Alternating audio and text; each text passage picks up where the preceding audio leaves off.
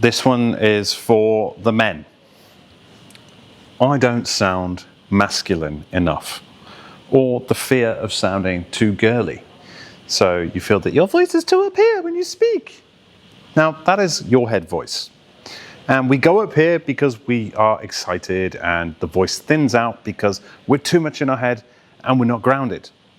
And we get nervous in different situations, whether we are speaking to a girl, or we are speaking in front of a big group of people, or we have to deliver a pitch, or we have to speak on the phone in a sales call. So you've got this fear that you don't sound masculine enough, and it's having an impact on your life. And it probably is. But your voice and your tone and your timbre are two different things. You can't change the voice that you have, fundamentally. So our heads were our main vibrators, our main resonators for a very long time, which meant that when our voice broke, we were going down into our chest. And this is our chest resonance, which comes from here. So if you just do an exercise with me right now, you hum into the chest and you pummel your chest like this. Notice now that you have a vibration coming from your sternum and your chest, and your voice has deepened. It's become more full, more well-rounded, and it can fill the space more. That doesn't necessarily mean it's a masculine voice, but what you've done is you've woken up your resonators, which are where the sound vibrates through. And then that sound comes up through the vocal pipe, through the vocal cords. Again, your timbre is caused by your anatomy. And your chest might be quite small. And it doesn't have the same resonance as somebody else because of physical parts of your body. Your vocal cords might not be the same shape as somebody else. But that doesn't mean you have to lose masculine speaking because your voice is a certain pitch or timbre. Now, a lot of people come to me because they want to learn about tone and they want to better their tonality. And this is something you can change because tone is how we use the voice. It's how we use pitch and rhythm and melody and emphasis.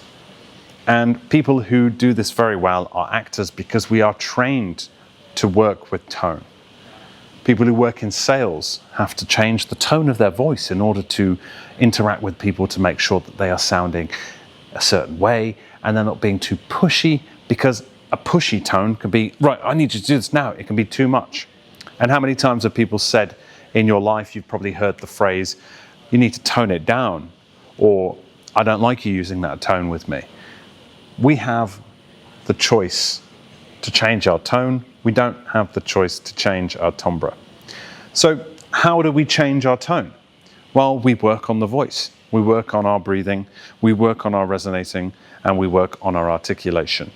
The three systems of the voice: respiratory, phonatory, and articulatory. And that is what I teach my clients. That's how we get people to be more grounded and speak and have more muscularity when they speak, so they can be more understood and more clear. And then because they are confident to be able to get their message across and be very get-go and after what they want, it puts them in their grounded masculine energy, because of the tone becomes a masculine tone, which is assertive. It's asking for what you want. It's going for what you want. It's talking to people with intention, with action, because you want to get something from them, or you want to give them something, or you want to have impact and inspire, educate, and entertain. A good example of someone with good resonance and good tonality would be Christopher Lee, who played Saruman in The Lord of the Rings. Now his tone and his timbre, you can tell his timbre is a deep, he's got gravitas. His voice probably changed from boyhood to teenhood to early adulthood into his late 70s, 80s, and 90s. And it changes a little bit because of the age. You become more gravitas, you have more grounding as you get older because you've walked this earth for a longer amount of time.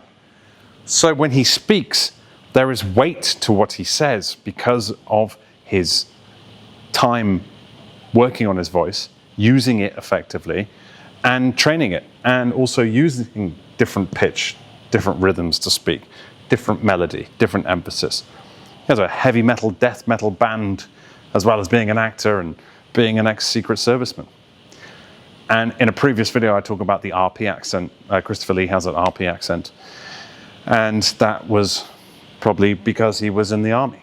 And that is instilled into them. They have elocution lessons as part of that back in the day. In the 40s and 50s, that accent would have been very popular because it would have been on the radio. So we have a lot of social pressure to sound manly or masculine or have a deep, deep voice because we hear that women want it.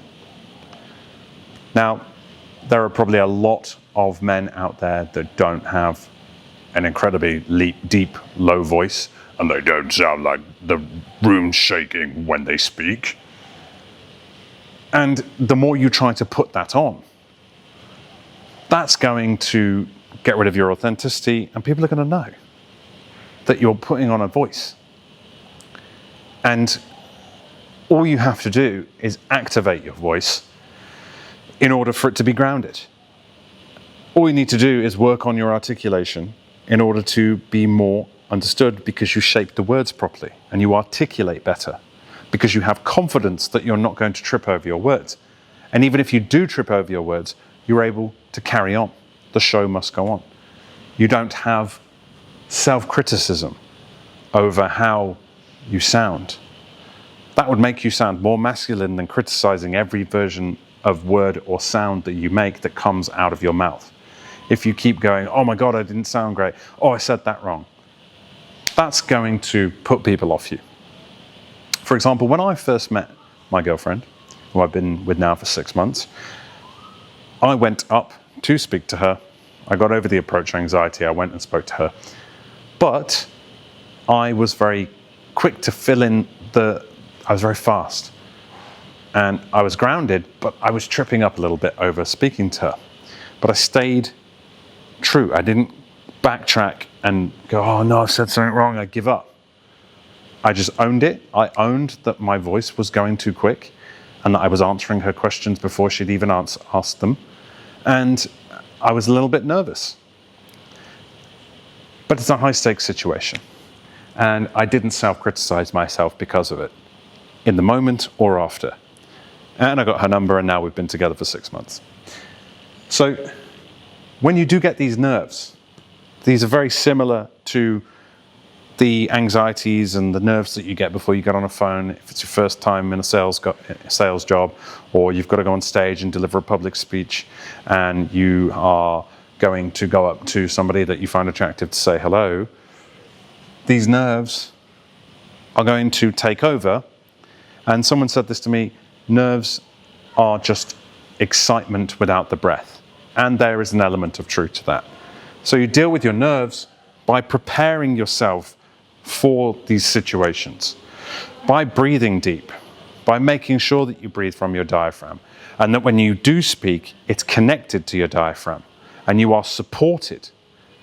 Notice a lot of people, when they're in bars or in parties, they'll look for something to lean on, like this, because they are not feeling supported. They're not comfortable or confident in the way that they sound or what they're saying or how they speak, or they don't believe in themselves because they're self-criticizing themselves. They think that they haven't got the right thing to say because they're dealing with nerves and they're not breathing properly, so they try and find the nearest support that they can by leaning on a chair, leaning on the bar, and putting their hands in their pockets like this because they're very critical. And you can fully get over this if you breathe and you undo the tension that's going around your body. You just let it go. And you can let go by breathing into that part of the body, letting go of that tension so that you become more grounded. When we breathe deep and we connect to the floor, and imagine that we're breathing through our feet and we're connected, we've got these roots that come out of our feet into the ground, and we're centered and we're breathing. We're not leaning. We're not like cowering. We become present. And a present person, a present voice, is a masculine voice.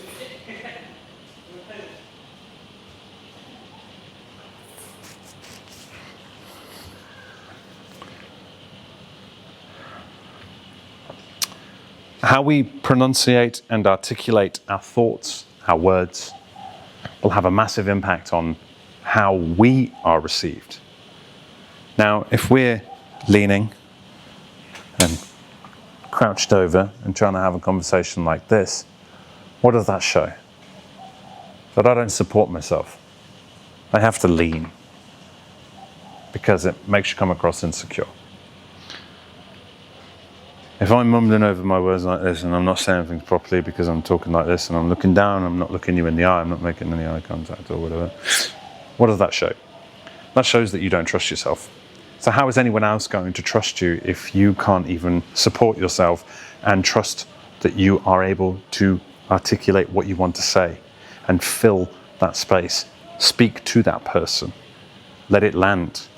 If you have to over-enunciate to do this, do that as well. Don't be self-critical of yourself. A masculine, grounded voice doesn't self-criticize. It knows where it went wrong and it goes, okay, we'll change that for next time. Or I'll work on this so that I can sound better in future. A masculine voice is one that has gone through these different parts of life where you became self-critical and you're like, oh, how am I going to get over that? I need to find a solution.